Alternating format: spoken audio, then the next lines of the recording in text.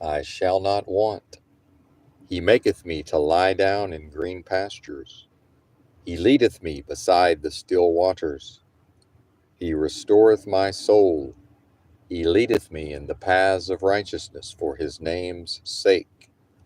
Yea, though I walk through the valley of the shadow of death, I will fear no evil, for thou art with me.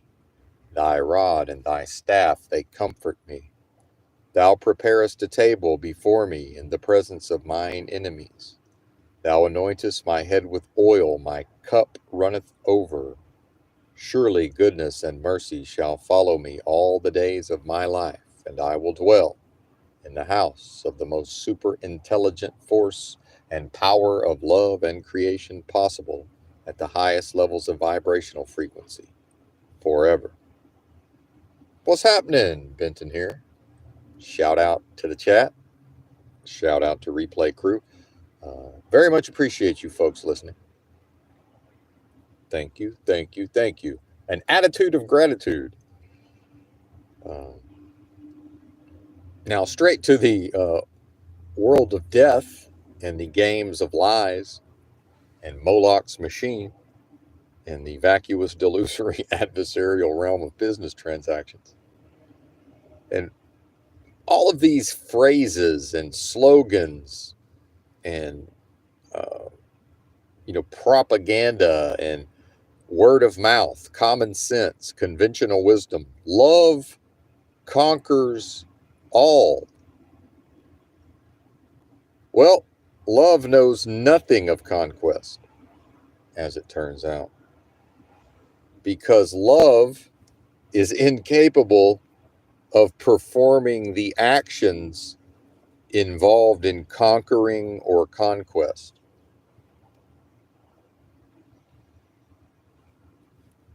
So to conquer means, one moment, conquer.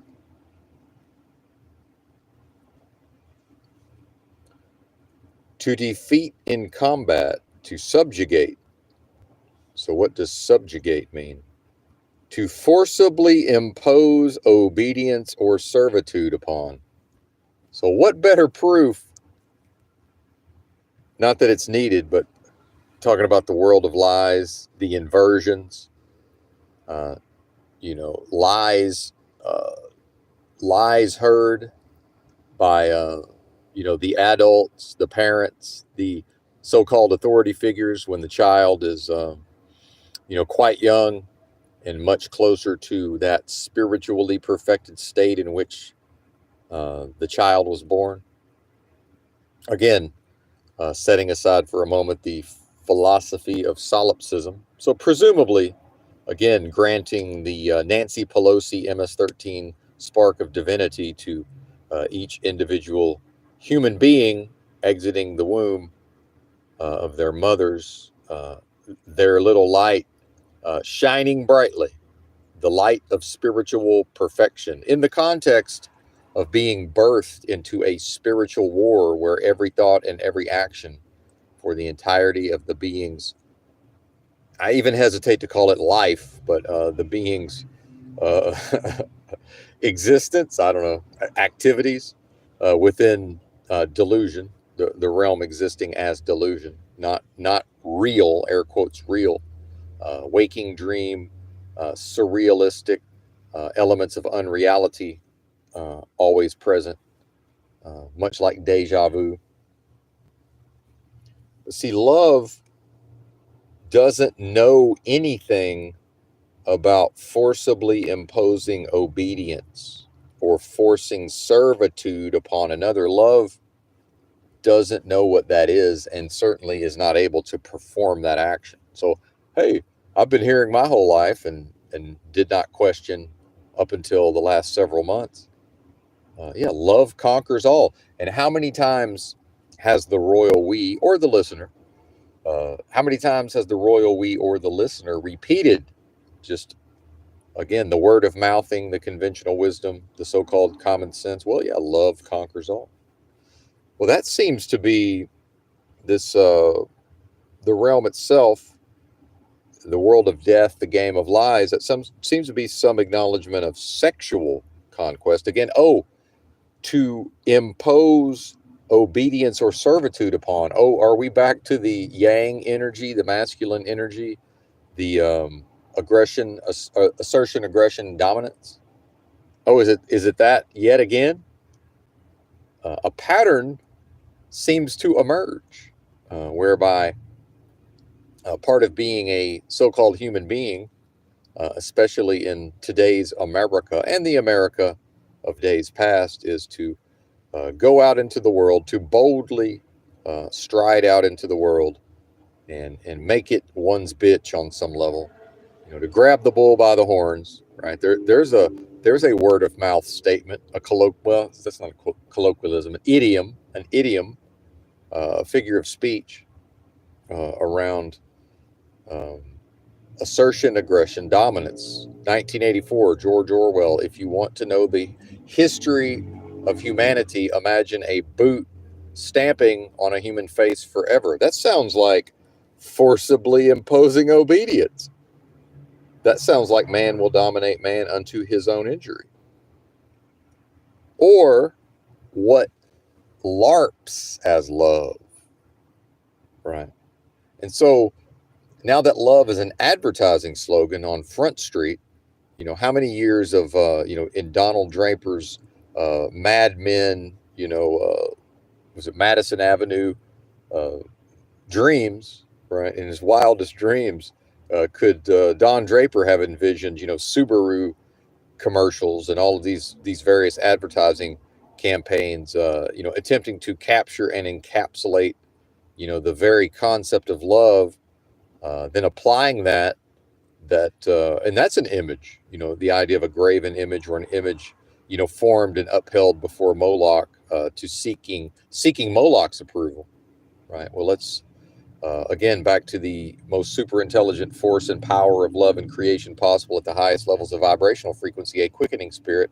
So in this realm's mockery of that, what better way from antithesis's standpoint, from the standpoint of antithesis, than to seize, capture, encapsulate, make a static image of a concept of love that it may be um, utilized in a corporate sense also, to then define love in various ways, uh, such as vis-a-vis love conquers all, which also shows the mind control and just how lost the populace is, the masses in America. And Benton walking around thinking for himself for all of these years, deep thought, for many, many years. And only recently, in Benton's quest, the Royal We's quest to, air quotes, question everything. And it's not exactly that, but to open-mindedly, um, approach topics, even what may seem basic, obvious, fully accepted, normally accepted. Just that one concept, walking around to people and just, saying it when it seems appropriate, and then, looking at the reactions. Earlier versions of Benton certainly would have just, nodded along. Oh yeah, love conquers all. Doesn't have the ability to conquer, wouldn't conquer, would not occur to it to conquer. Uh, cannot force obedience, right? So back to the advertising side. And in some way, I'm wondering if, the good vibes only crowd, putting love on a T-shirt, right, for decades now, a particular design of the LOVE on a T-shirt, or a poster somewhere, all of these concepts, right, and then tie it into a lie that is told to children at a very young age. Now, out of the masses of people, right, out of 100 people, how many are repeating the lie out of ignorance, as I once did, and it was repeated to me, presumably out of ignorance, and how many know that it's a lie and have some version of duper's delight, right, when maybe a teenager's having their first crush or whatever, and just lamenting their plight or whatever, and here's some bozo old person. Well, hey, love conquers all. You know, again, the constant word of mouthing of everything, right? And just there's, just a dismiss a an expression of dismissal for every, um, you know, potentially negative or challenging, uh, situation that the individual could experience, right? In this vacuous, delusory, adversarial realm of business transactions. So yes, love knows nothing of conquest. What is conquest? They say love conquers all, which makes me think of conquest. What does conquest mean?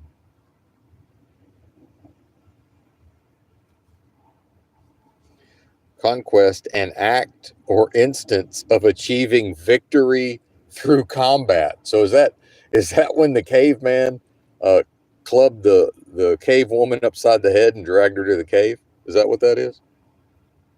Is that what's meant by love conquers all? And here's that word again: subjugation of an enemy. So that sounds like slavery.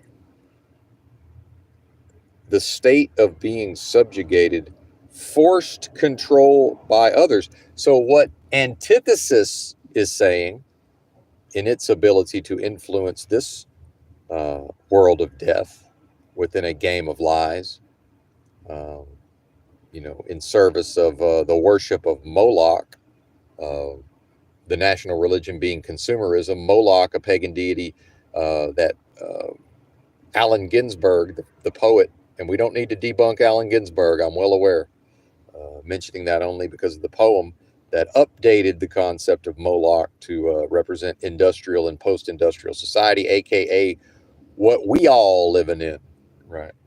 Individually, not as a group. Individually living in, not as a group. Uh, the pronouns, so confusing, almost impossible to have a proper discussion on many topics, especially when it comes to religion and spirituality. The pronouns confuse the discussion very quickly, I've found. Almost as if the English language is difficult, confusing on purpose, right? Almost as if there's a built-in difficulty to the English language. Oh, but yeah, that would never happen, right? All right, I'm being smarmy now, so best knock that off. And in fact, subjugation is a synonym for conquest. So love is subjugation. Well, subjugation, to be subjugated to what exactly? To this vacuous, delusory, adversarial realm of business transactions. Well, guess who's freed himself, right? Guess who's been set free within the last 6 months? Although not 100% of the time. Now let me sound condescending. The royal we is now condescending. Can you believe this? Um, it's not 100% perfect, right? That would be the spiritually perfected state because the computer simulation aspects is to measure in each new moment, again, within delusion, the idea that time and space and place could even exist outside of delusion, actual true reality, whatever that would be. Um, Seems to me like that has always existed and will always exist. And again, I'm a human being, or no, see, the I am a human being. Is that a violation? Is that to curse one's own blessing? What I am is one with the most super intelligent force of love and creation possible at the highest levels of vibrational frequency.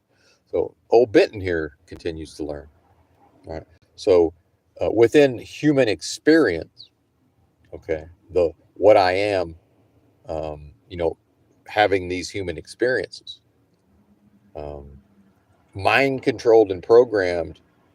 Again, 1984, freedom is slavery, right? So of course, love is to be subjugated, to be obedient to this world of death, to obey death, to obey lies is love, is a practice of love, is to receive love in the eyes of the world of death within the context of the game of lies in service of Moloch's machine, which is operating in service of antithesis in an attempt to invalidate and remove the supreme authority to somehow overturn, right?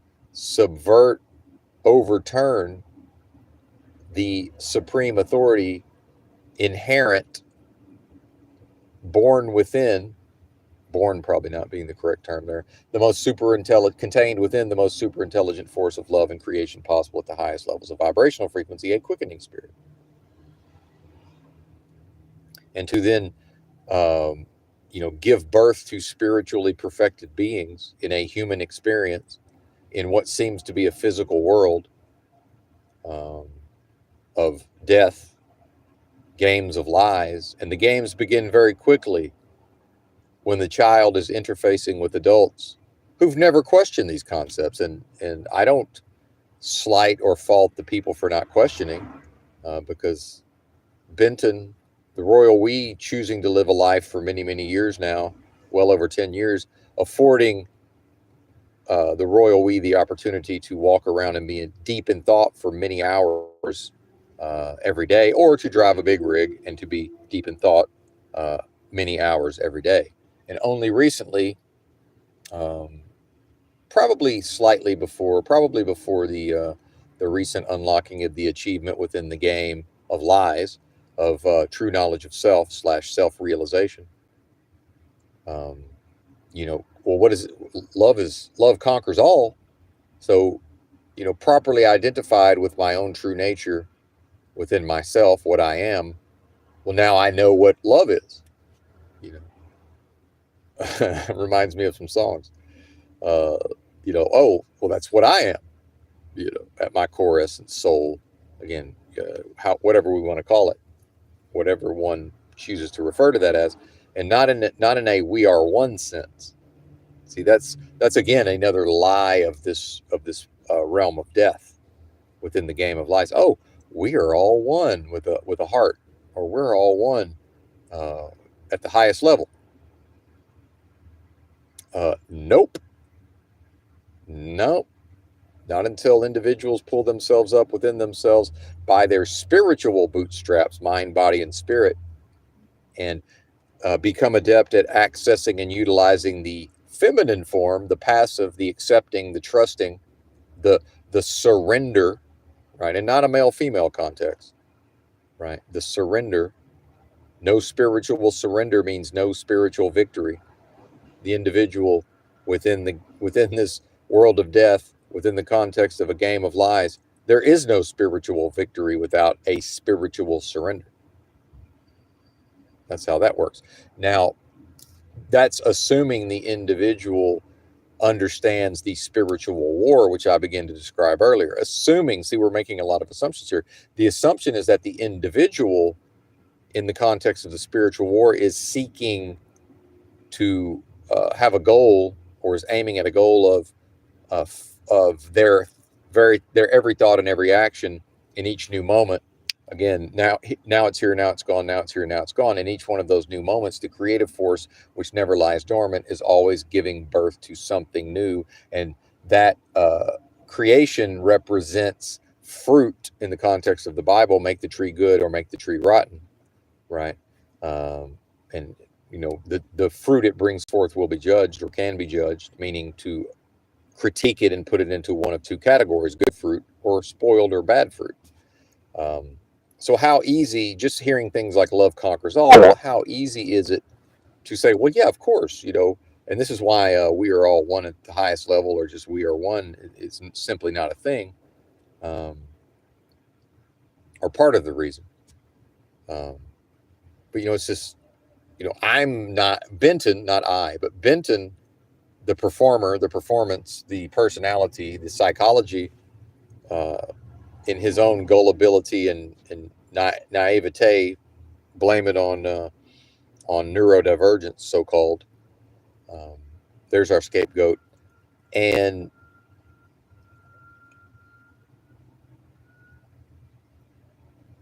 sort of forgot where I was going to go with that. A visual cue. I allowed a visual cue to distract me temporarily.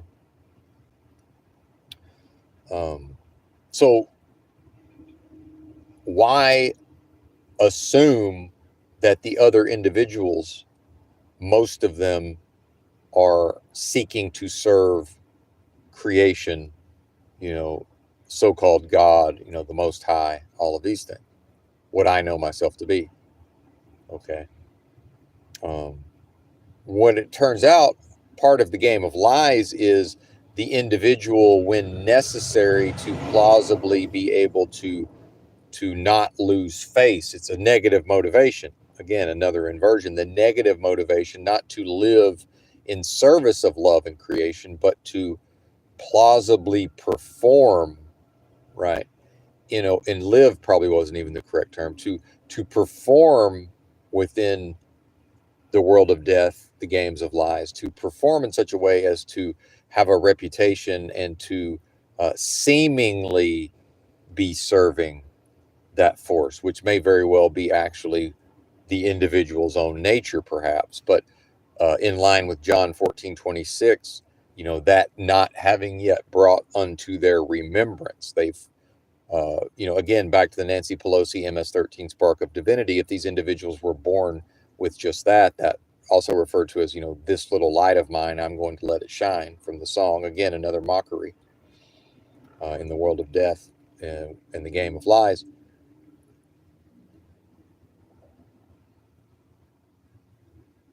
That would be the assumption, would be to serve, creation and love.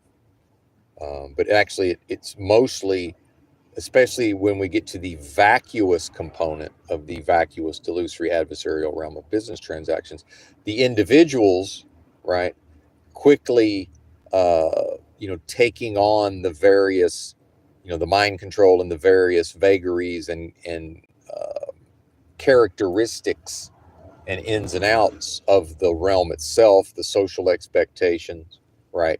The psychology, in fact, designed via Moloch's machine. Well, designed, presumably by antithesis, and then installed via Moloch's machine. So the motivation, the negative motivation, actually, to avoid being seen as someone who's maybe callous or uncaring, because a big part of performing as a human is empathy, so-called compassion, treating the so-called golden rule, treating people a certain type of way, right? But not being connected properly internally, not being properly identified, it's an imitation. It's not the real deal. Okay. Because love does not conquer. Love doesn't do anything forcibly. Love will never attempt to do any of that. But in this world of death, within these games of lies, love equals to be subjugated, right? That's what that means. Love conquers all. That's what it boils down to. So to receive love is to receive control, slavery, subjugation, and just go ahead and obey, right? Just go ahead and do what the being is told, right? Because after all, we are all in this together. Remember, we are one. Okay. So who are you to get out of line and go your own way? How dare you? And then the slaves, right? And I don't even like that phraseology, the slaves, but seeing people, with shirts, t-shirts that say obey, that's gallows humor, or, dark humor in this context.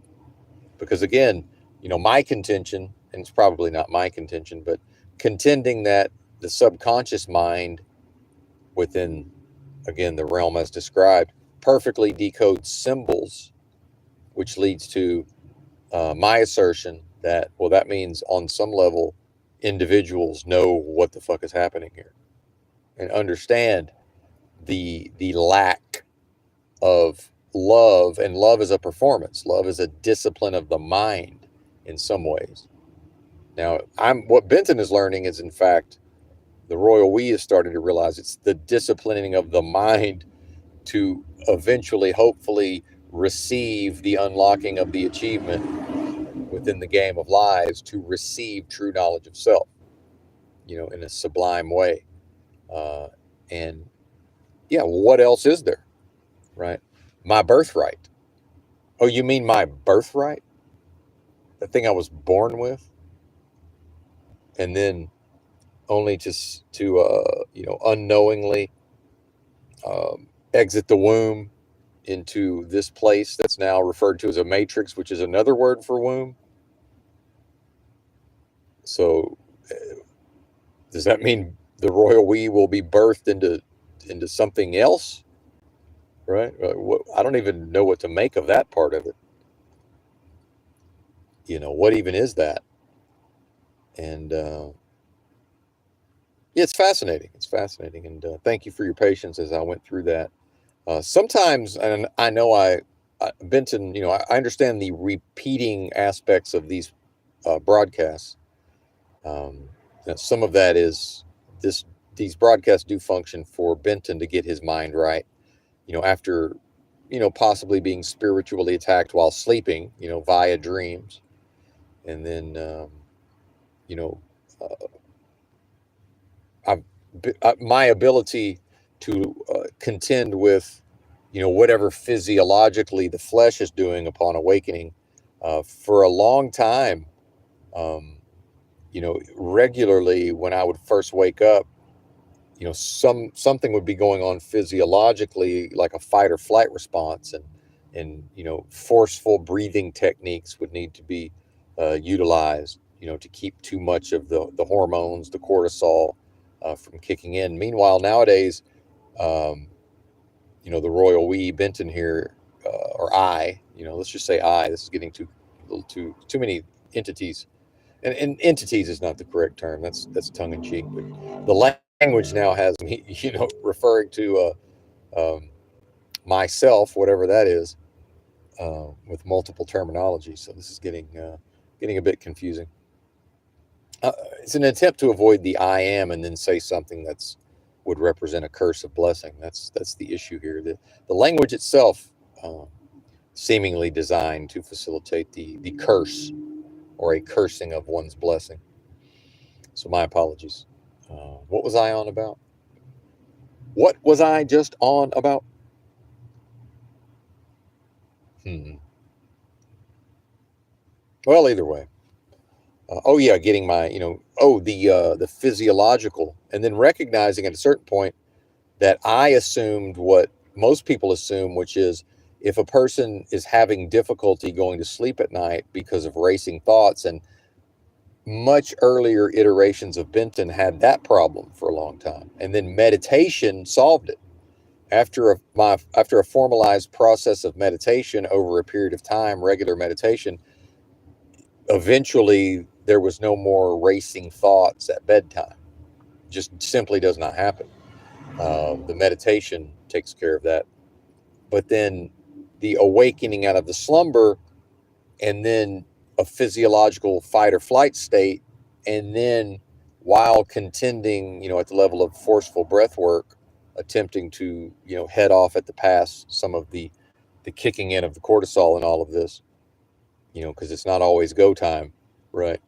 And and then whatever the mind will then generate thoughts that match that physiological state. So it feels in the moment like whatever the person is worried about or concerned with, it feels like, well, that's all very important. Well, through the practice of meditation, a couple of hours later, right, uh, past the cranky old man portion of the morning, when reviewing the content of the thoughts, recognizing, oh, well, actually, none of that is really anything to be concerned about in the short run. So eventually saying, oh, this must be a physiological state, because then the mind will generate the thoughts that match the physiological state. So much so that studies have proven that if a person, changes their body language and stands taller and, takes up more space and, more of a dominant posture, in fact, their internal space will begin to fall in line with that. The person will feel more confident. They'll feel more, positive feelings versus and less negative feelings. Same thing here. Such that there's no worry. How many times have any of us, maybe had something important to do that day or just needed rest, and only to wake up prematurely and in horror of, oh my goodness, how will I get back to sleep, and the challenge of that. Well, that's no longer a challenge. That's one of the many side effects of, and I shouldn't even say side effect, but one of the effects of the recent unlocking of the achievement, within the game of lies, unlocking the true knowledge of self. So much better rest, even though the prior resting, prior to the true knowledge of self, was still good quality rest, but now having access to even greater rest, um, again, um, and then so able to receive even more healing. So that's what Benton is accomplishing on a daily basis. One of the most important things is proper rest. I would say 6 out of 7, rest periods. And then even the rest period out, maybe 1 out of 7 is not so great. It's still acceptable and, kind of like neutral, neither here nor there. I guess somebody's getting pulled over, perhaps. We may hear the CHP on the loudspeaker telling them how to park. Did you hear that? A CHP on the PA telling them where he wants them to park, and then he's going to write them a ticket. Yeah, we're near an exit of a freeway in Los Angeles, the Royal We. The Royal We.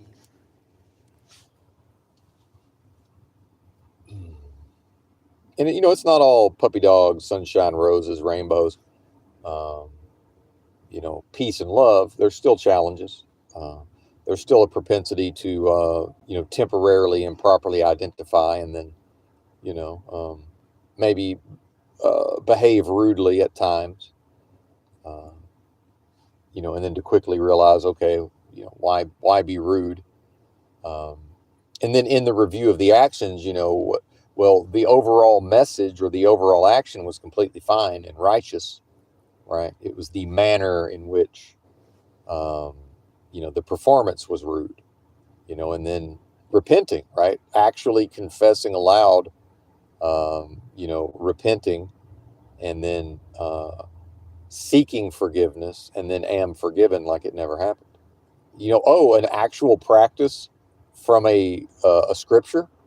You mean to actually do the practice of the scripture, right? And as we see, with the psychologically enslaved mind control masses, in earlier, years and years of live streams now, a regular theme was the idea that, uh, you know, virtual, effectively all human beings, there's very few beings who are willing and able to accept fault or to admit fault, especially when it's not required.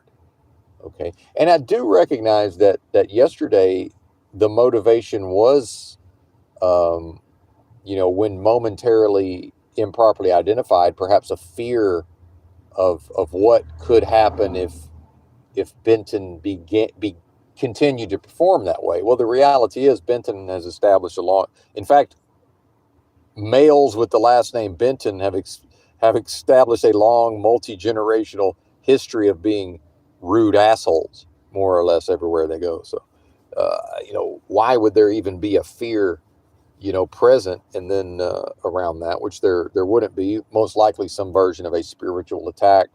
Many folks in the so-called truth community have seemingly recognized, um, this notion of, well, I am not my thoughts, right? They don't necessarily originate with me. And then this idea of all of these various energies and perhaps a collective consciousness, or so-called voice to skull type shit, which thankfully uh, old Benton here is unaffected by that. But the idea that there could be some wicked or unclean, or just the influence of antithesis, creeping in when reviewing some of my own thoughts yesterday. And how many of us even have the ability to observe our own thoughts as they're happening, and then later on, with the benefit of hindsight, and to do that in an emotionally detached fashion. That's one of the major benefits of meditation. And as much as I'm able to do those things, I have a bit of a shortcut just in the way my mind works, not having, not feeling my way through the present moment. I've noted before, my interface into the present moment is logic, reason, concepts, and ideas. That's how I experience the present moment with this beautiful mind. However, that's not to say that Benton lacks emotion. In fact, historically, Benton has been given to comical expressions of emotionalism, especially for a male, right? So it's certainly not implying a lack of emotion. It's saying that that's not how I interface with whatever's happening in the now. Okay. But it doesn't mean I'm not feeling some type of way. I'm feeling some type of way generally. It's not connected necessarily to what's happening right here, right now. So it's a recognition on my part that this can be more difficult if someone wants to undertake these practices that are being described, that it is could be a little more difficult for them. And what I would say is meditation is, in my experience, an effective tool for developing the ability to analyze the actual, well, where did this thought come from? What's that all about? And that's, way more effectively done when the being has some measure of detachment from the actual, how the content of the thoughts feels. So yesterday, as it was happening, I had a recognition of, wow, this is a lot of negative thoughts, and then checking, okay, where's the identification? Is it properly identified, consistent with what I know myself to be? And it was yes, but then it was also, okay, is the being, is Benton temporarily just briefly falling away from proper identification and simultaneously being so strongly spiritually attacked, right? That every single moment that the instant the improper identification occurs, there's the attack. It's blasting the whole time, right? Not finding a foothold, not hitting the target because of the invincibility. The being is invincible to spiritual attack or invulnerable when properly identified. Again, the quickening spirit always has the ability to vibrate quicker and then avoid the attacks. And then remembering, oh, that's right. The Royal We, ended the live stream yesterday morning with, a challenge, a throwing down of the gauntlet to antithesis and this world of death and game of lies, saying, hey, do your worst, bring it on. And apparently antithesis perhaps saying, okay, challenge accepted, right? Meanwhile, old Benton is persecuted or spiritually attacked, on an ongoing basis, also known as following the teachings of the Lord Christ Jesus as outlined in the New Testament, and having as little as possible to do with the false gospel of Saul of Tarsus, right? And reserving the right, all rights reserved, reserving the right to refer to any of the writings of Saul/Paul anytime I feel like it. Benton here, the Royal We, will refer to any dead writings that the Royal We determines is appropriate, regardless of what other beings think or feel about it. And yeah, that's called courage, right? That's called cutting one's own path. Oh, but love conquers all. So the this world of the world of death and the game of life says, well, okay, old Benton seems to be performing righteously, but we'll bide our time. We still got a chance at him. Maybe he'll backslide and we'll get him later, right? Antithesis seemingly, if I were to project onto it human qualities, certainly seems quite patient, quite patient and willing to wait. Well, really having no other choice but to wait in some circumstances. And what is one to do with that? Love does not conquer all. And then hearing things like, also another one that's debunkable, ignorance is bliss. Well, then knowledge can't be power. So, because if we put ignorance is bliss and knowledge is power together, that means um, that it would be some state of nirvana to lack knowledge or to be disempowered. See, so to lack knowledge would then be to be disempowered, and then to say, well, it's enjoyable to be ignorant or to lack knowledge, and solving for that equation would mean that ultimate fulfillment, contentment, and happiness would come through being disempowered, and that seems to be reinforcing the message, or perhaps they reinforce each other, the message of love conquers all, which then can be inverted and decoded to mean, well, to be subjugated and to be enslaved to a vacuous, delusory, adversarial realm of business transactions, death itself, lies itself, right? The world of death and the games of lies, that is that's loving, that's to receive love, right? And then again, back to the consumption, back to the business transactions, it's everything in this realm is brought back to business transactions at a certain point.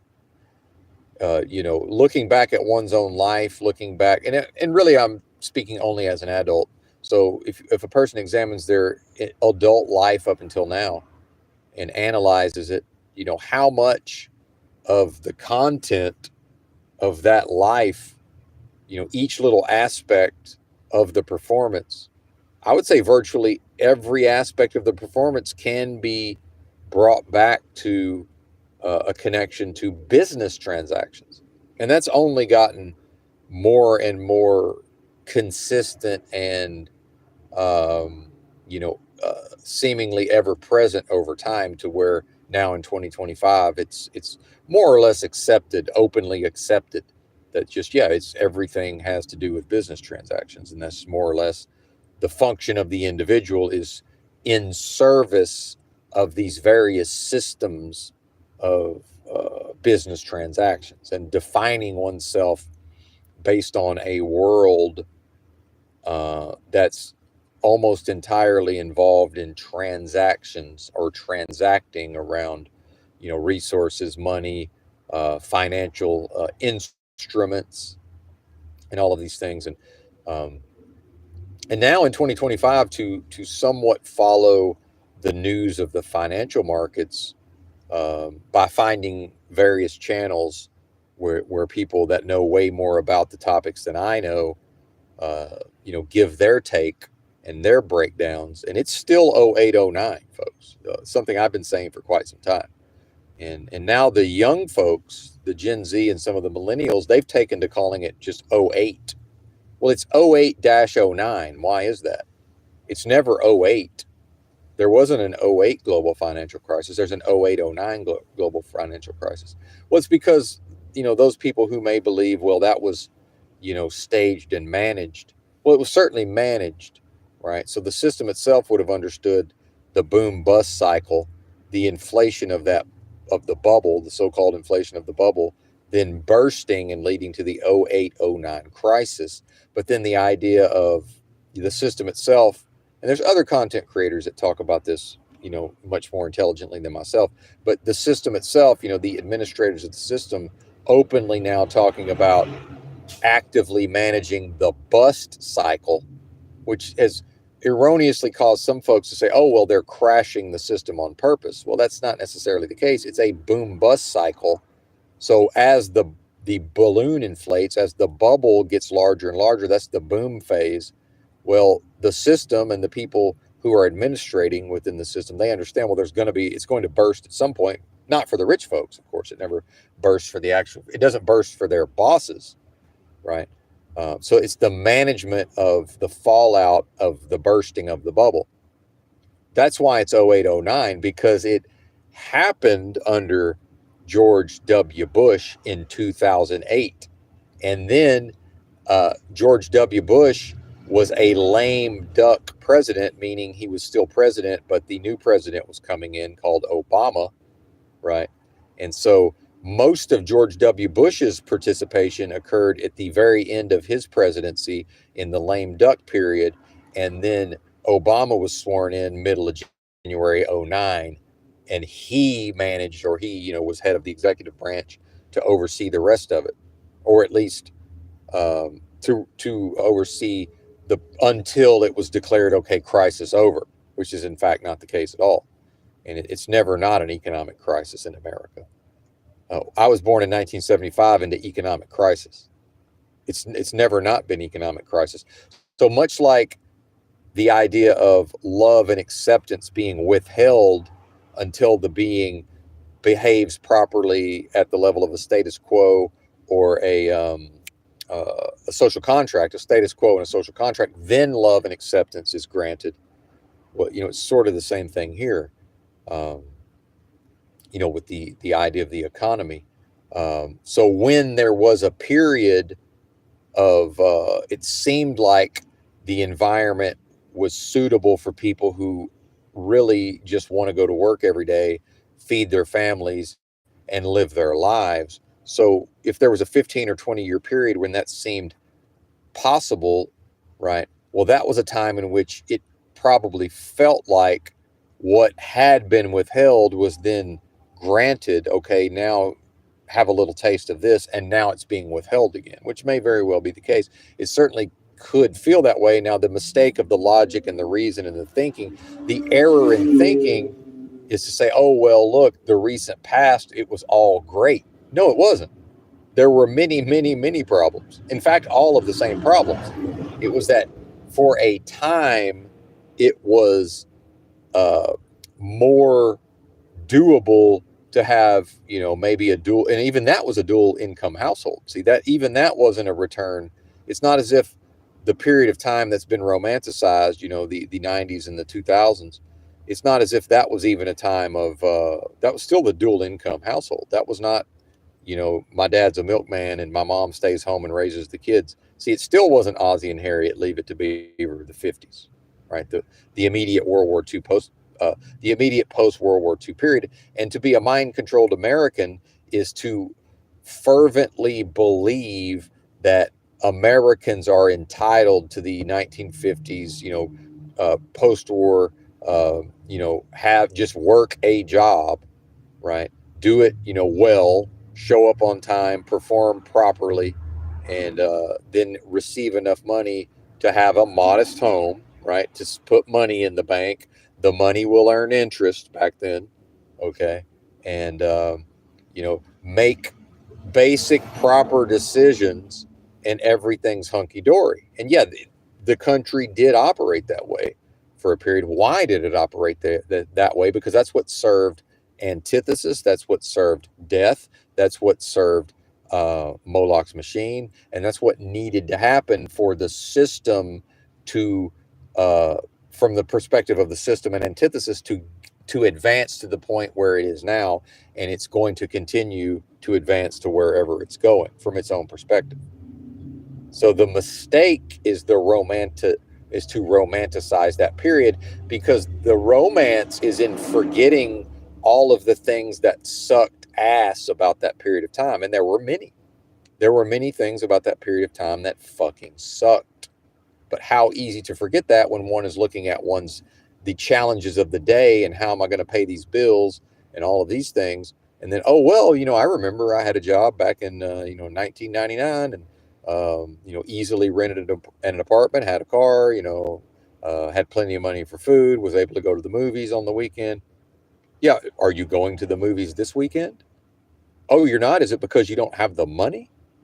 Oh, it's because society has rapidly transformed. It's because of all the social change and the upheaval.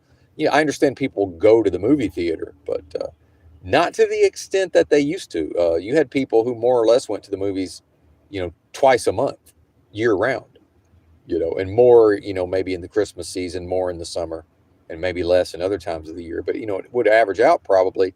Your average American, how many times a year did the average American go to the movies in 2002 or 1996? right? Versus now. Well, is it, but just, you just simply don't have the money, right? There seems to be plenty of disposable income. I understand people are getting squeezed economically. There seems to be plenty of money for DoorDash, various apps. Um, I even hesitate to say this, but this Labubu craze, whatever the fuck that is, which I know what that is, because I heard somebody mention the psychology of how they got hooked on buying Labubus. It's the exact same psychology that gets people hooked on cigarettes, if you can believe that. That's why the Labubus are ugly, because when the person sees that their peer group keeps posting about these Labubus and behaving as if they're addicted, and probably even saying, being cutesy in their message, talking about, oh, just feeding my addiction again. Well, when the person first encounters, when a new person first sees a Labubu, it's so ugly, they assume they could never get addicted to purchasing something so ugly. Same thing with cigarettes. The person who's not a smoker sees everybody else smoking, right?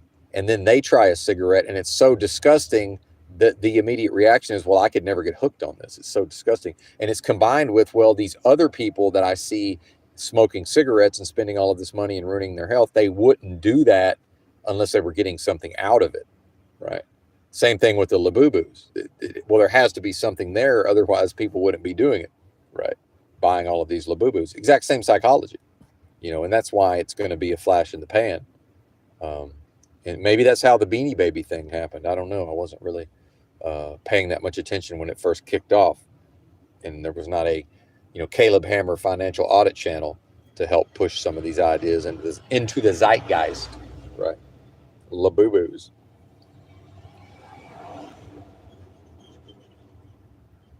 What a mess. What a mess. And then, back to the criticism yesterday of men or males, or, the lack of courage, and especially directed towards the Christian males, and then, particularly the Southerners, since I'm a Southerner. But, the there's no male around anymore, or man around, to put his foot down and say, okay, that's enough with the Labubus, right? Knock it off with the Labubus. And this is a great disservice to women, right? I mean, it really is. This is, again, love conquers all, right? And okay, well, now, if I'm, Joe Schmo, and my wife is running up the credit cards because she's developed a Labubu addiction. Well, at what point does the man just say, hey, knock it off with the Labubus? What are you doing? Right? Well, feminism has so pervaded all of society, including the so-called right wing, the traditional family values Christians. And again, I'm not even casting aspersions on feminism as a concept. People may not recognize I'm a bit of a fan in certain ways, in certain specific ways. Let me be clear, not across the board. It's certainly been mostly to the detriment of the women themselves, I would argue, and not feminism to the detriment of women. I would say feminism as an ideology or concept, not necessarily detrimental. It's that it's now been installed into society as a layer.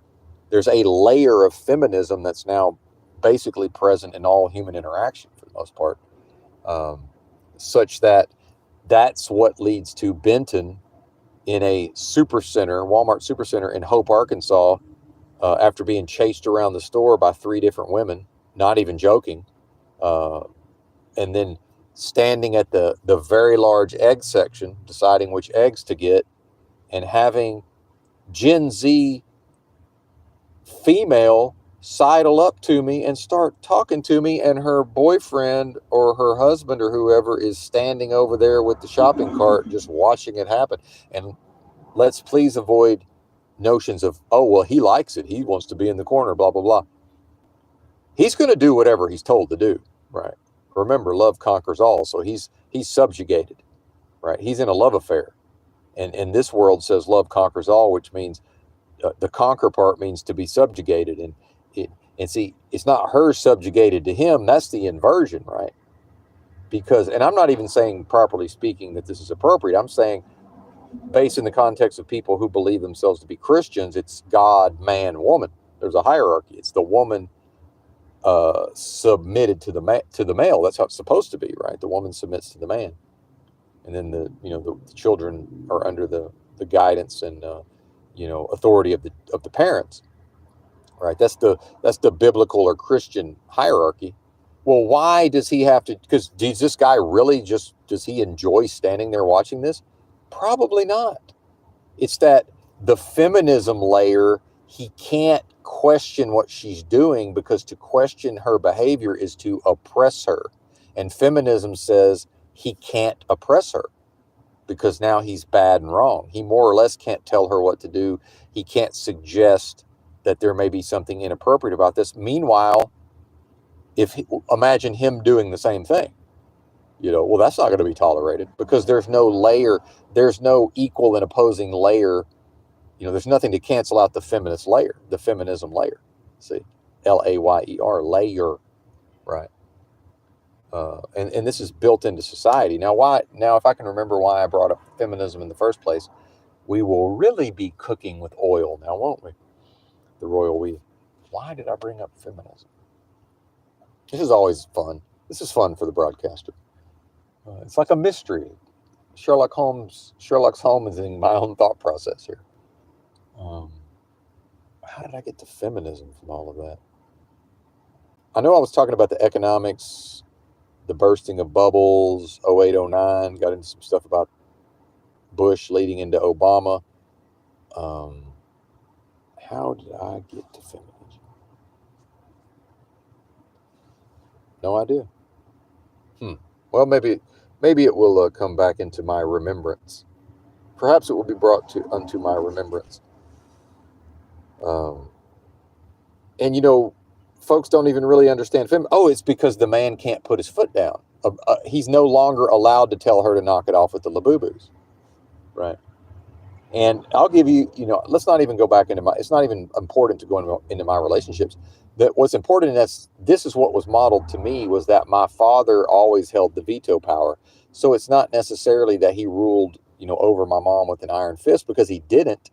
It was that when the rubber met the road, and if she started tripping or doing some weird shit, like buying a bunch of labubus, he's going to tolerate some of that. And then eventually he's going to be like, just, hey, knock it off with the labubus. What is this?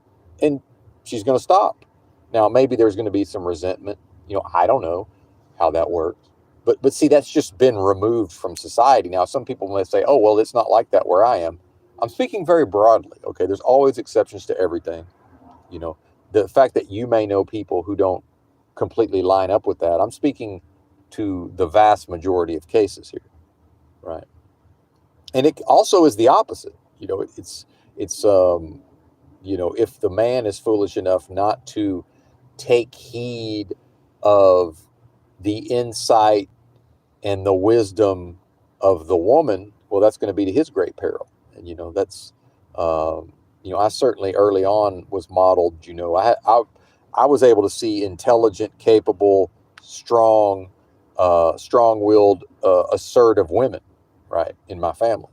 So I never ever bought this idea that it's a weak woman and she lacks capability. Like that was not what was modeled to me, right? And so I think sometimes people get there's a mistaken notion that I'm somehow putting man over woman in that way. I'm talking about that's what society did in the past, and that now, and I'm not saying that was the way to be. I'm saying that probably the balance would be to where both partners are able to check each other, right, when it's appropriate, and bringing their own different viewpoints and talents to the table. Where now we have a situation where the man isn't really allowed to question what the woman's doing, not overtly, not through the yang form, not through assertion, aggression, and dominance, which is, that's assertion, aggression, and dominance to say, hey, knock it off, right? Which is, I would argue, other than, if the man is still the provider, right? So removing the provider role, provider and protector, right? Beyond that, that's one of the main things that the man is willing and able to provide almost effortlessly is, structure, discipline, just, hey, we're not doing that. right? And then for the man to have the intestinal fortitude and the strength of character to then just weather the storm of all of the whining and then now trying to come up with all of these rationalizations and what if I do this? Can I get another Labubu in 2 weeks? Right. Well, I'll clean the garage. I'll do. It's like a little girl at a certain point. That wants a new puppy dog or whatever. Well, I'll take care of it. Well, okay. Well, I'll clean out the garage or I'll mow the yard for a month or just whatever that is. Right. Which is fine. The fellas, we have our little boy versions of things too. The inner child, so called, the proverbial inner child. And yeah, 2 likes. I noticed the stream ended yesterday with like 11, and then it just went down from there. I think it's down to like 8. It's funny because certainly the royal we does not feel entitled, but I was spoiled. I've been spoiled because in the past it was a decent amount of likes compared to the views. And then I haven't even checked the percentages. I bet it's like 50-50 at this point, likes to dislikes. It used to almost always be above 90%. But then again, I would argue that past performances were a little more in line with the status quo in the social contract, perhaps, right? And perhaps a little bit less challenging of people's, inborn, the ideas that they've internalized notions, via mind control, right? Being, the beings, the old versions of Benton included, the beings having, created their own self identities and the way they view themselves and the ways they would like others to view them, all based in the context of the vacuous, delusory, adversarial realm of business transactions, or to curse one's blessing by defining oneself based on a world of death. For life itself, for the source of life itself, life and creation and love, to define itself based on death. Right? I mean, that's what we're talking about here. Ultimately, let's boil it down to its key components. It's to curse one's blessing in that fashion. That's, again, in the context of the spiritual war between the forces of good and the forces of evil. That seems to be one of the major weapons or one of the major mechanisms, right? Is that the being, as a minor child, as close as possible to that state in which they were born into spiritual perfection, instructing that being to, by the time they hit adulthood, to more often than not, now the being is cursing its own blessing, which is blasphemy in the Holy Spirit. That's what that is, which is considered to be the only unforgivable sin, which leads me to believe if it's possible for love to come to town within this delusion and then to somehow seemingly, although this would not strictly speaking be possible, but to seemingly degenerate and to lower its vibrational frequency so low that it just can't ever get back to what it started as, that it's just impossible for these things to be brought unto its remembrance, right? That for practical purposes, it's just simply not going to happen. That's one of the major goals of antithesis, and it's being achieved via Moloch's machine, period. That's what is happening. Now, people can poke fun at me all they want. Doesn't change what I just spoke on. That is what's happening. And I'll put my name on that. I know that to be a fact. Could it be described in other terms? Sure. Could there be more to it? Absolutely. All right. Feel free to have a go at that, but pretty please with sugar on top. If somebody is going to attempt to debunk those notions, please leave your ridicule and your mockery at home. Right? Because when properly identified, I know nothing. What I am knows nothing of being mocked and ridiculed anyway. So, let's properly debunk the ideas. But then there's no efforts placed towards that because the people either lack the ability to act in the world, right?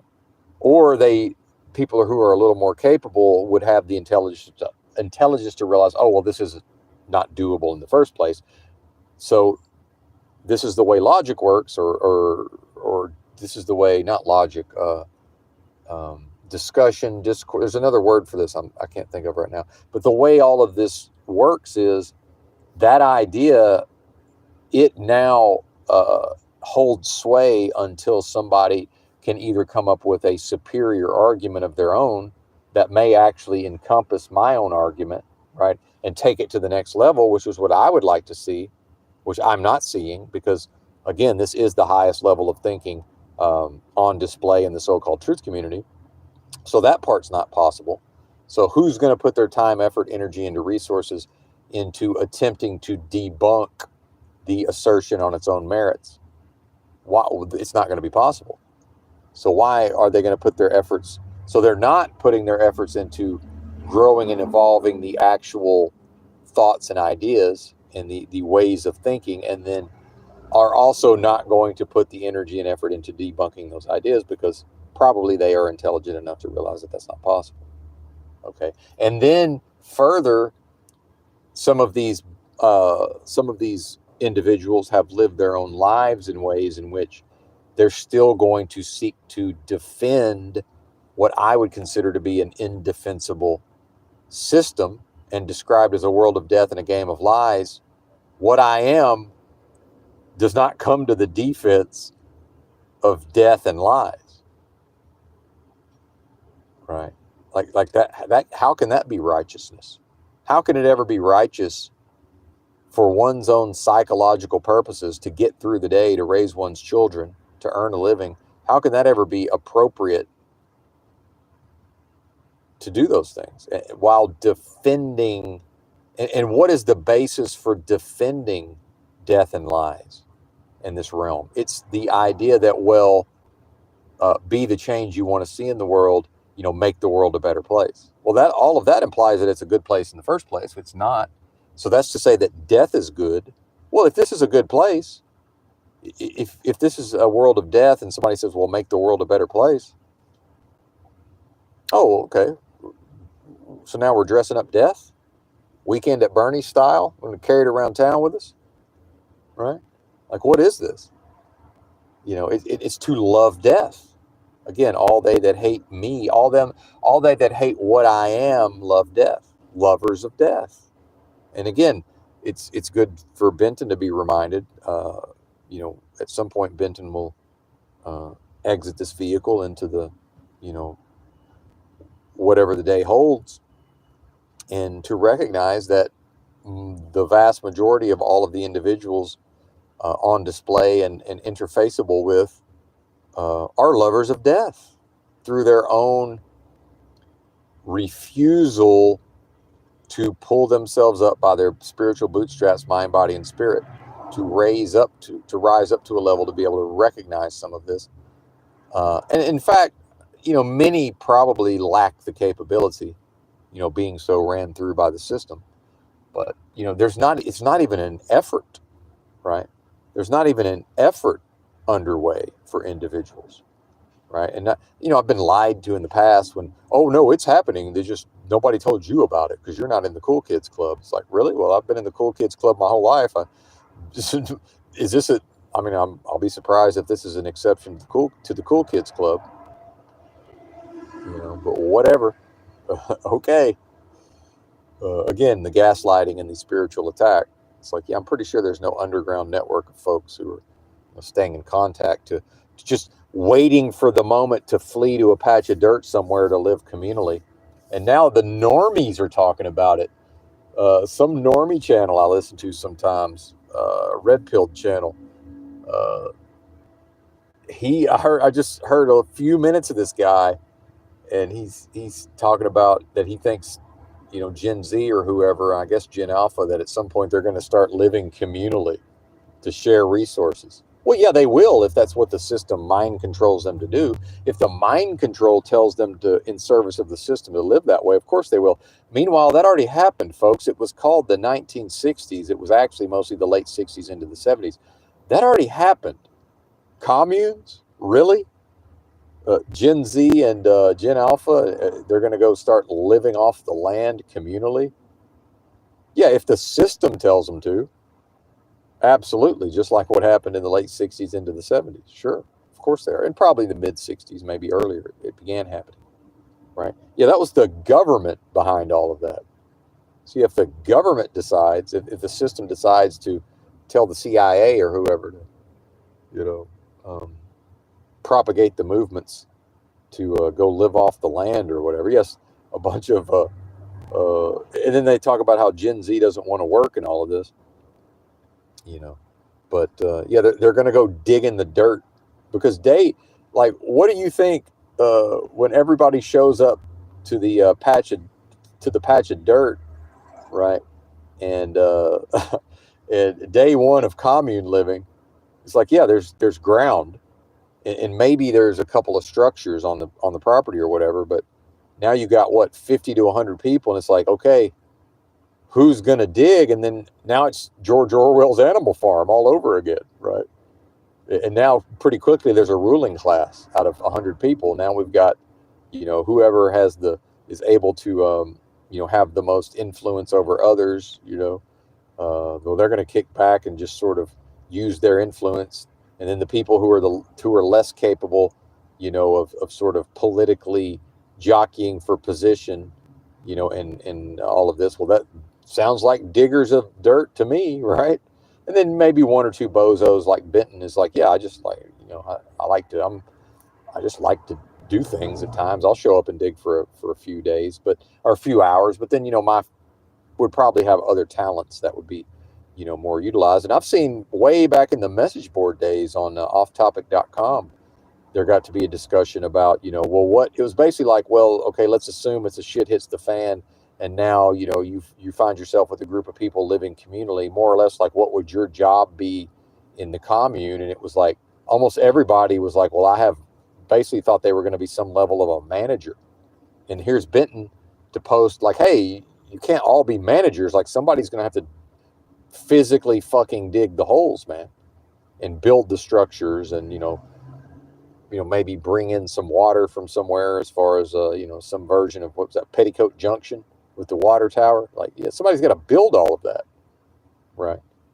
Now, maybe Gen Z and Gen Alpha will have enough Bitcoin or whatever, enough crypto that they can, but with the government kicking all the workers out of the actual workers out of the country, right? Seemingly attempting to kick much of the actual low level, and I mean low level considering how the system considers those jobs, migrant farm workers and such. Okay, who's actually going to, who's going to physically be here to build the shit?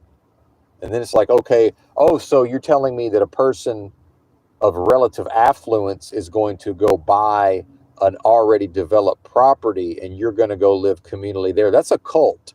I hate to break it to you. That's known as a cult, right? The communal living is everybody has an equal share, everybody has an equal vote. And I've recognized in the past that anybody who aligns with MAGA, republicanism, traditional family values, traditional family values, Christianity, they're not sitting in a circle with 99 other people while every single person gets to say their piece, and then nothing gets done until all 100 people agree, right?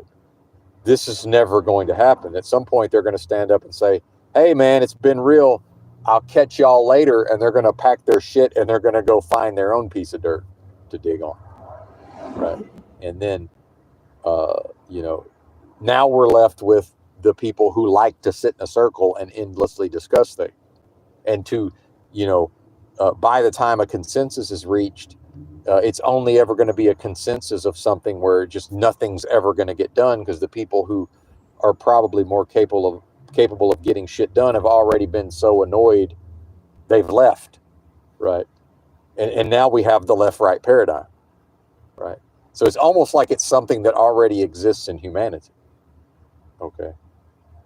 Now, would it be possible to curate a group of people, right, who would all, 100 people who would mutually agree, they all more or less have the same right-wing type of beliefs? And I don't even like the phrase right-wing in that context, but that they all sort of agree to go to the place and do the thing. But in my view, unless everybody puts in an equal amount of money to purchase something that's already built, and there needs to be contracts and agreements of how is this going to be managed and run ahead of time. It's, just the amount of work and planning involved in avoiding it morphing into a cult, right?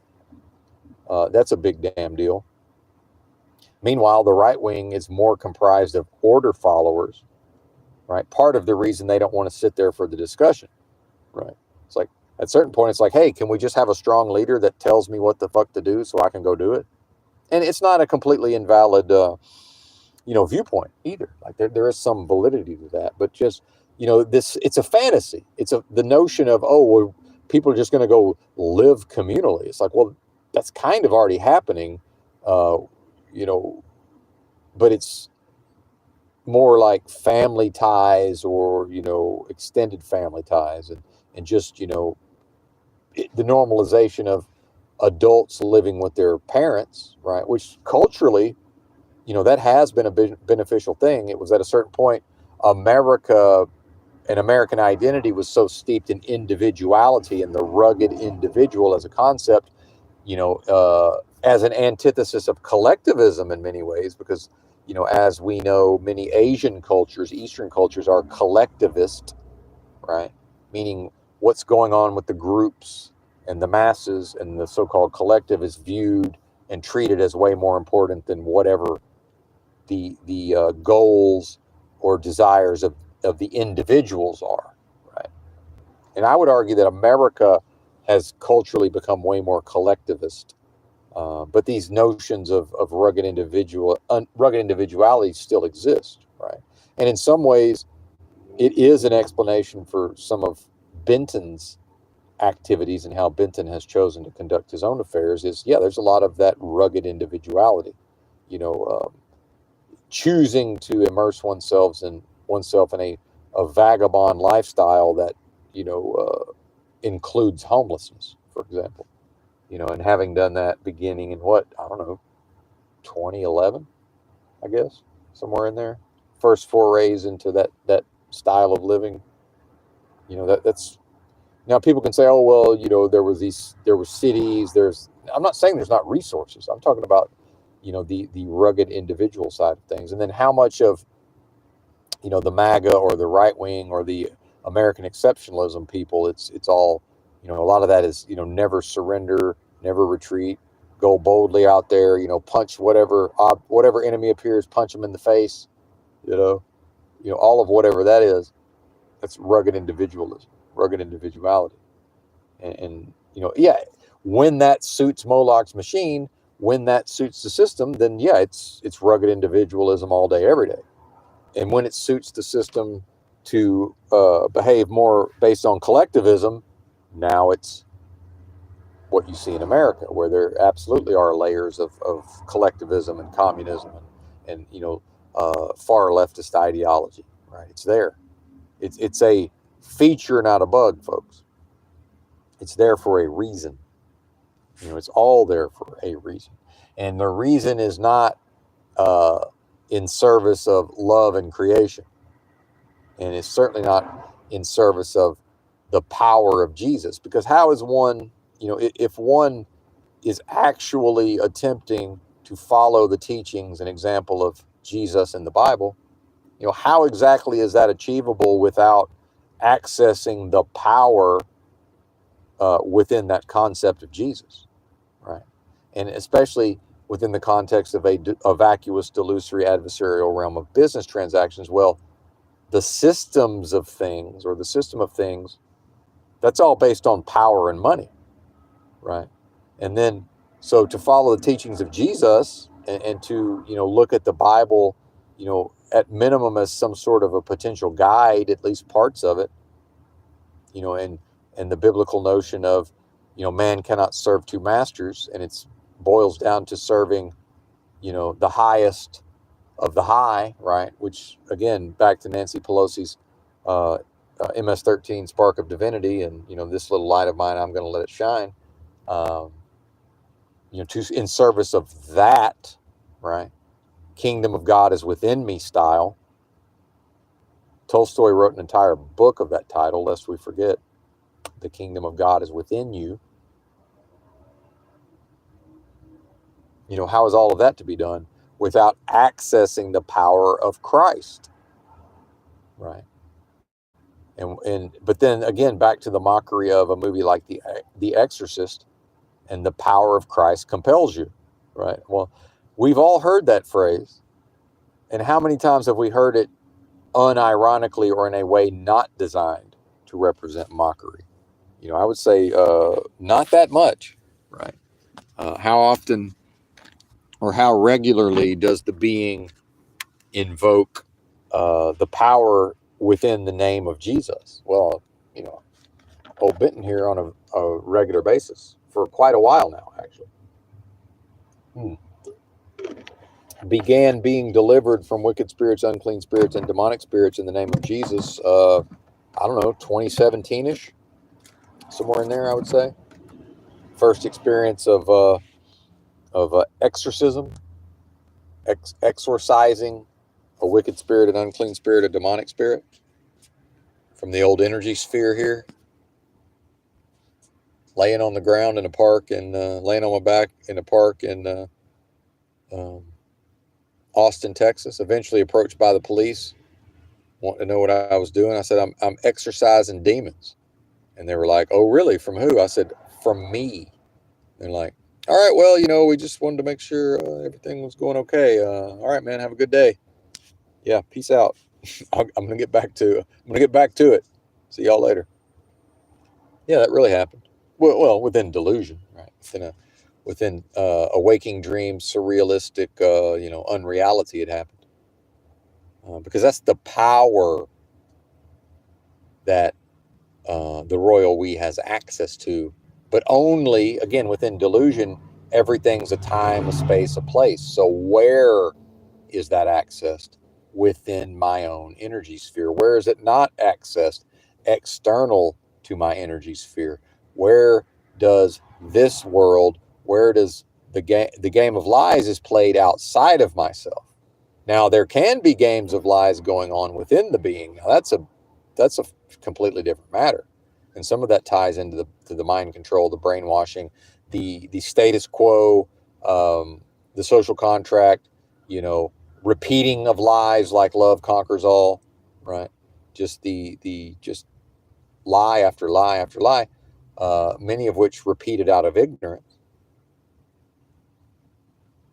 And then I'm here to tell you, folks, all of this, in order for the being to advance, to transcend, to grow and change and evolve mind, body, and spirit within oneself, you know, all of this must be reconciled individually. Again, back to the concept of a holy, WHOLLY, individual experience spiritually.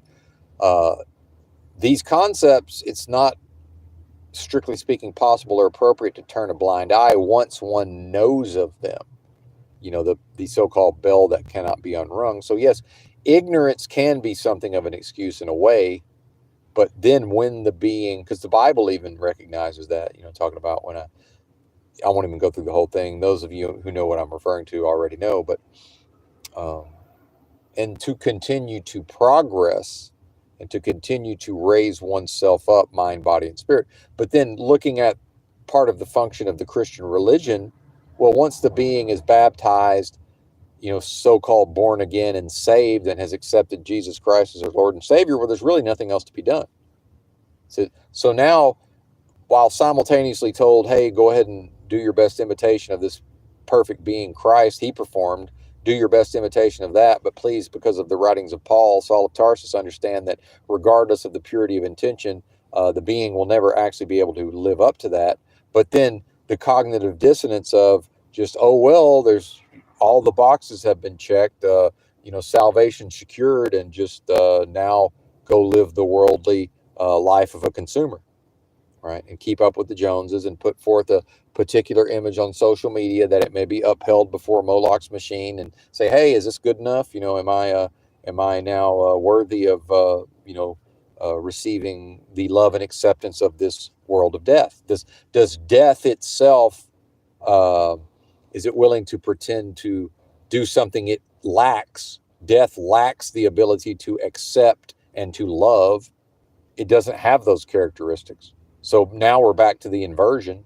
Now it's the inversion of the being actually believing that they are doing what is supposed to be done, and not understanding the mind control and the psychological mechanisms whereby the thoughts and the actions lead to figuratively, and maybe literally as well, but figuratively, doing just as described. And in seeking of something that is withheld, which is love and acceptance, or feeling loved and feeling acceptance at a societal level by peers and peer groups, right? Families, churches, fellow students at school, co-workers, to be accepted at a level of community, but to seeking the love and acceptance of a form or a phenomenon known as antithesis, death itself, that lacks the ability.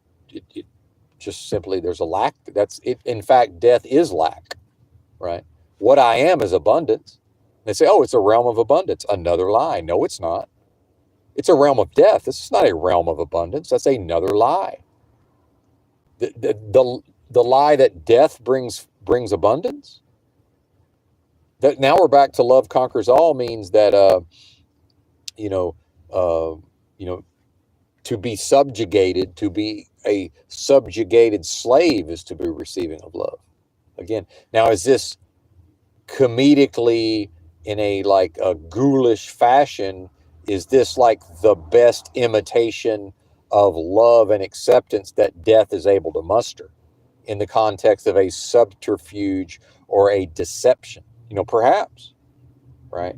Working in league with, its own servants and administrators who, do have some, as dim as it may be showing, their little light, there may still be just enough of that light, as dim as it may be, so maybe it's antithesis, sort of observing, and almost in a psychopathic manner, right, or a narcissistic manner, sort of observing and mimicking, humans' approach to these concepts around love and acceptance.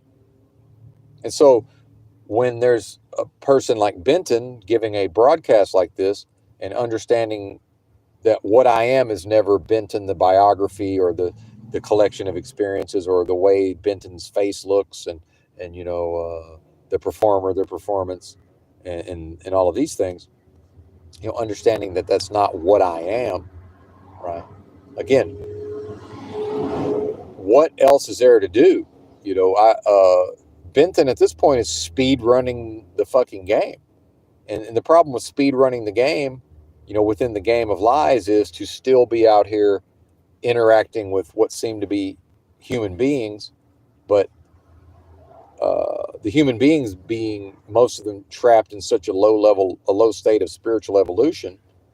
It's like, okay, it's going to be interesting to Benton, as Benton continues to work on himself, to be of service to the kingdom of the Most High, right?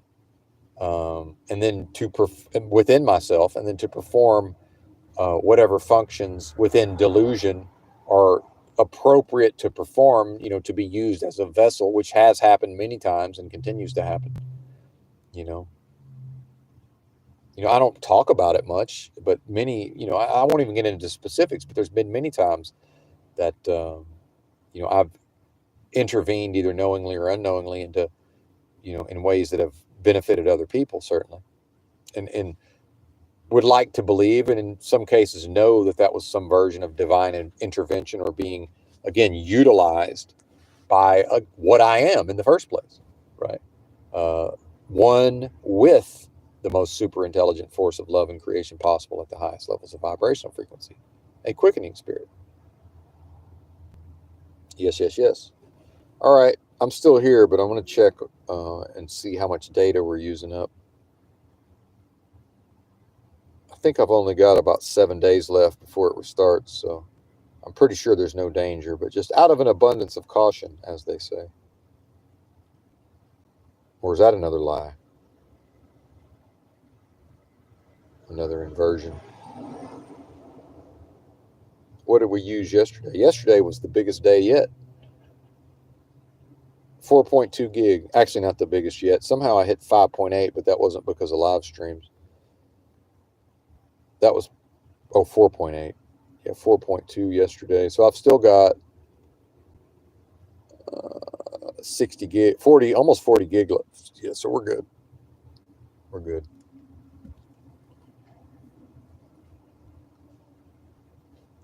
And these are Van Goghs, folks, on some level. These live streams, these recent live streams are Van Goghs, meaning, they potential Van Goghs. If this material is to be, discovered and celebrated, I would not expect that to be for quite some time. Right. I would not expect that to be for quite some time. Yeah. What else would I like to talk about? What time is it? 6:30. Yeah, I'm not inclined to start the day quite yet. The Royal We, still chilling. It's like the amount of hours I spend chillaxing in this car, and I guess part of that maybe is, or may just be a rationalization, but at some point this is just not going to be possible to just post up in a car that doesn't move unless it has to. Although I will start it and drive it around at some point in the near future just to make sure the battery keeps it charged. But um, maybe some of this is that I'm going to be, and this was part of the spiritual attacks yesterday, was thoughts around, not a fear of being at the street level, but recognizing just sort of how some of the other street people react to me at times, and realizing, on some level, these folks are, just sort of waiting around for me to show up sleeping on the actual sidewalk somewhere so they can maybe come up and try to rob me, or, catch me unawares and steal my shit or whatever. And then realizing, well, that's what I am, can't fear having his possessions stolen, you know. But just strange thoughts. Strange thoughts. Because I certainly am not fearful of that. But yeah, there is obviously a benefit. It's once one is used to hanging out in a tiny vehicle, um, it's not so bad. And this is the roomiest. This is like has the highest entire interior space. Thank you, French people. Shout out to the French for designing such an awesome tiny car that has a lot of room on the inside. Well done. Well done, frogs. I'll surrender to that. Fake laughter. My fake laughter is, I'm not even going to be able to do it anymore. I think maybe since the unlocking of the achievement of true knowledge of self, perhaps the Royal We has lost its ability to plausibly fake laugh. I think it's probably a wrap on the fake laughter. Yeah, good stuff. Good stuff. 1:33:22. Briefly on the clock there. But yeah, it's never a dull moment in dystopia. Never a. It's always interesting. Lots of novel experiences. I've gotten so good at spotting the spiritual timing attacks in the physical space with the neurodivergence and the undiagnosed fake autism that now with the foot speed, I'm able to physically thwart a lot of the timing attacks, spiritual attacks. Or if I can't run past it, I'll just stop well short and just watch the calamity and the comedy, the comedic calamity, right?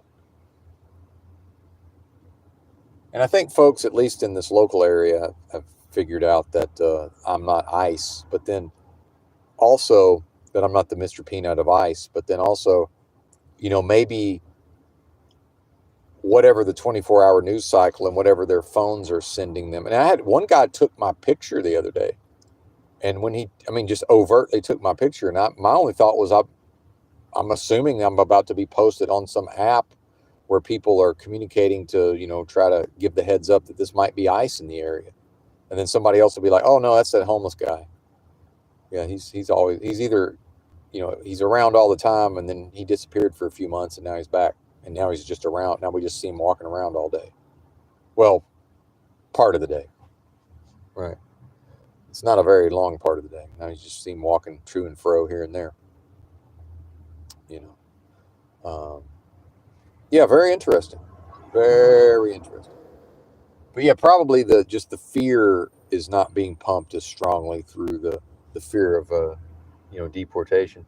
And I've actually recently seen the return of some of these street vendors that were gone for a time. So maybe some of these folks went underground and hid out and now maybe it's looking safer for them to pop their heads up. So I've seen a couple of folks that I just assumed had left.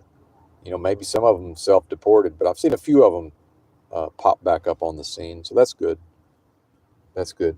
Now, part of being in Los Angeles also is, has anybody noticed that the government, and I hesitate to say Trump because he's the figurehead, but the government, the head of the executive branch of the government has issued an order that presumably, and I'm sure there will be lots of legal challenges, and it may take years for this to work its way through the courts.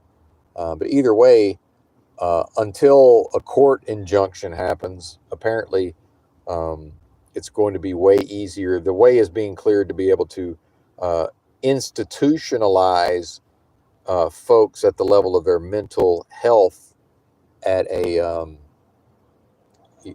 much easier. It's very difficult and nigh impossible to do that presently legally, and the way is being cleared to facilitate the cleaning up of the streets, which I'm not against necessarily. I never bought into this notion of just letting the dregs and the homeless and I don't consider the homeless to be the dregs. I'm saying to let the least desirable, to just the people who've been allowed to, in some ways take over the streets of the West Coast, and then going to all of these cities in other parts of the country, and that's, homeless people, even in the areas in which they're tolerated and somewhat accepted, that they're not ever allowed to just take over, right? And this would be like the South, other than like Austin, Texas. They've absolutely taken over, sections of downtown Austin. But, there's exceptions, of course. So, I never signed off on that. My thing is they're human beings, I would assume society has an obligation to at least, meet them as humans. And then, yeah, I understand the part where if they don't want to go into treatment, it might be better to force them into treatment. Yeah, that's debatable. I'm willing to participate in the debate. But I'm also going to take the government at its word in some way, where the figurehead in the figurehead's first term, and actually while running for president, some people have forgotten this, while running to, while seeking the opportunity to be the figurehead of the executive branch of the federal government, that person began speaking about, taking the mentally ill, or specifically the drug addicts, and segregating them on the outskirts of the city, and then providing them the services there, and then giving, more or less, they're going to go to treatment whether they like it or not. And so this would be necessary. This involuntary institutionalization, right, is necessary, legally, and it probably will take some years, or it may not. If the government decides to go ahead and, if the powers that be decide that the government's going to go ahead in the short run, it's going to go ahead in the short run. And then when the system wanted the homeless people to take over the streets of the West Coast years ago, surprise, surprise, there was a court,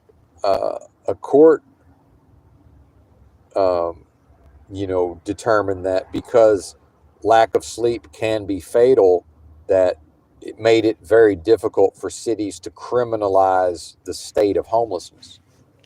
And specifically, when there weren't shelter beds available, the court system said, well, you can't be out here legally punishing people for sleeping on a sidewalk without providing them a place to sleep.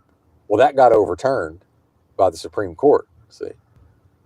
And so my view of that is, well, when it suited the system to let the homeless take over the streets, there was a court decision that let that happen. Then the system, when it's time to clean up the streets, now the Supreme Court overturns it and says, well, actually, states, counties, and cities can criminalize this, regardless of if there's anywhere to put these people or not. And then you will see areas of the country, Kentucky's apparently already doing it. I'm sure there's probably many places in the middle part of the country where that's going to be done through incarceration. They're going to write tickets and arrest people, and eventually those people are going to end up with some sort of jail sentence or just in and out of jail, right? And then poor states, the West Coasters have no concept of, because culturally this just doesn't make sense in a West Coast culture, but so they don't understand that states like Louisiana, Arkansas, Oklahoma, Texas, and Texas, perhaps Kentucky. Although Texas, I don't know that I would refer to that as a poor state, but, Alabama, Mississippi, all of these very poor states, Tennessee, because they still take in a lot of tax money, especially through sales tax. They have, and in fact, Arkansas every year runs a budget surplus. They don't even spend what they take in, but they still tax a poor person. When the poor person buys a gallon of milk, there's still it used to be the full sales tax, and then they dropped it to like 6%, and it might be down to like 3% or something. I don't know, but a high level of sales tax, and so effectively unlimited money to put people in jails and prisons and dungeons.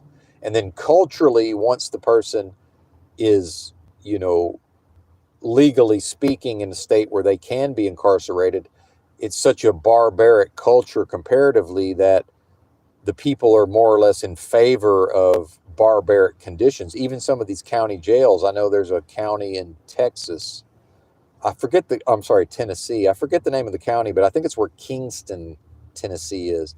And that county in particular has a horrible reputation for how bad the people being held, the detainees at whatever county, Johnson County? I don't know, something like that. Whatever county that is in Tennessee, right? And so that's what I said about the treatment of the migrants who are being detained and sent out of the country. I'm like, yeah, well, there's an obligation to treat them like humans.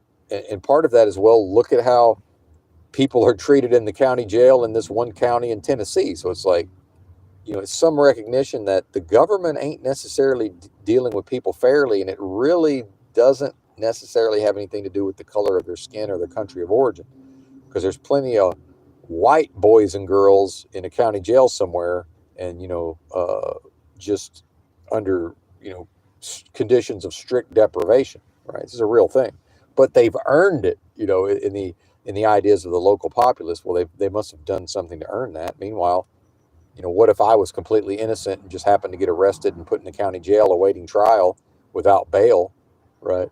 It's like, well, actually, I'm innocent until proven guilty. That's another lie. That absolutely not.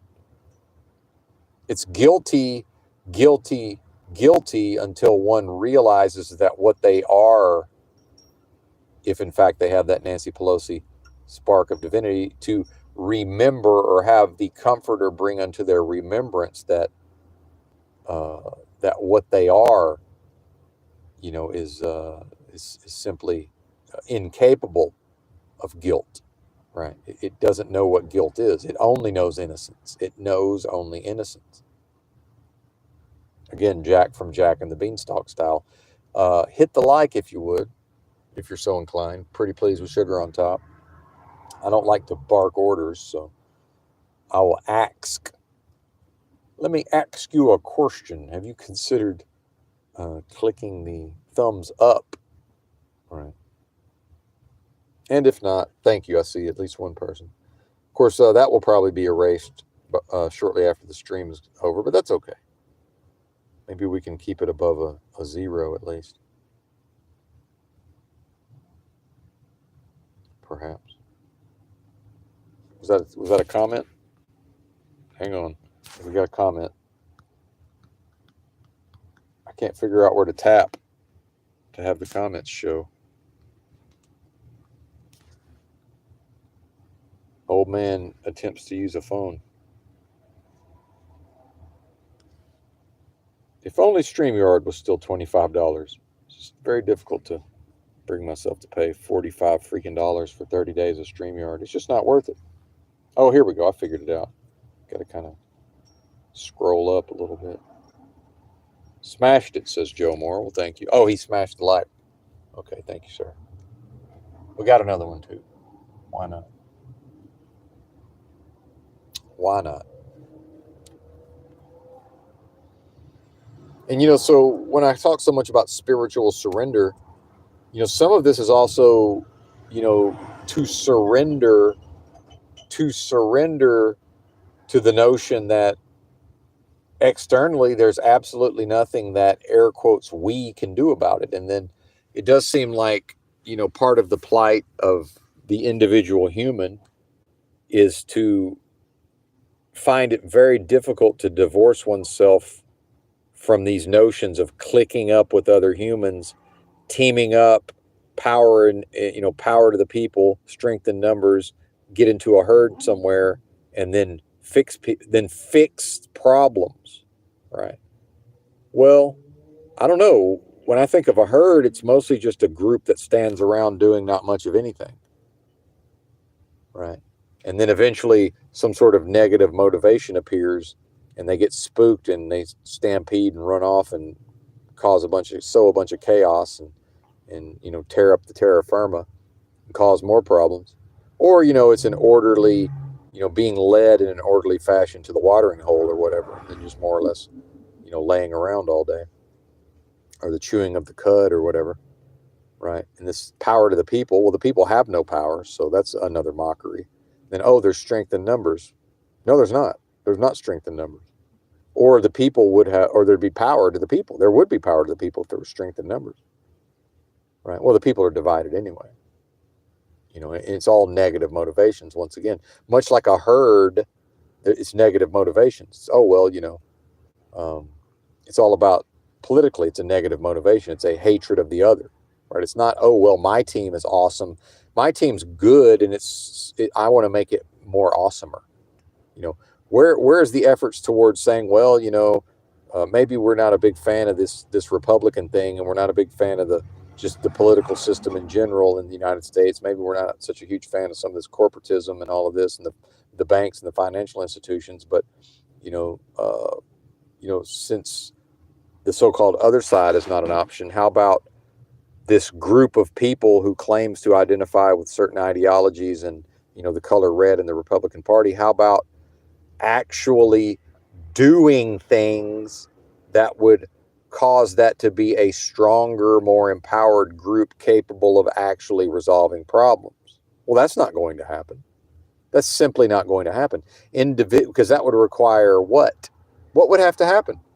Individuals would have to do better. See? Well, and then they're like, well, wait a minute. What's the point of me joining up with this team? What's the point of strength in numbers? What's the point of power to the people and a herd mentality? You mean I got to do something? I got to grow. I got to change. I got to get out of my comfort zone. I got to pull myself up by my spiritual bootstraps within myself. Are you crazy? No, I'm willing to physically show up. Again, not me, but these people are willing to physically show up and to tacitly go along and to say, when they call roll, to say present. But what you think that the being is going to embrace fear, uncertainty, discomfort, and negative states in order to get out of one's own comfort zone, to grow and change and evolve as an individual? Surely you don't think that that's going to happen. So therefore the group can't become stronger, right? They can't all be in this together. Now they can be all in this together as lovers of death in service of a world of death, via games of lies. Yeah, that already. already. And that's part of the plight facing humanity, or what passes for it, in America in 2025. All right, that's enough out of me. Thanks for listening. There's not even a vibrating head to watch anymore. Bye.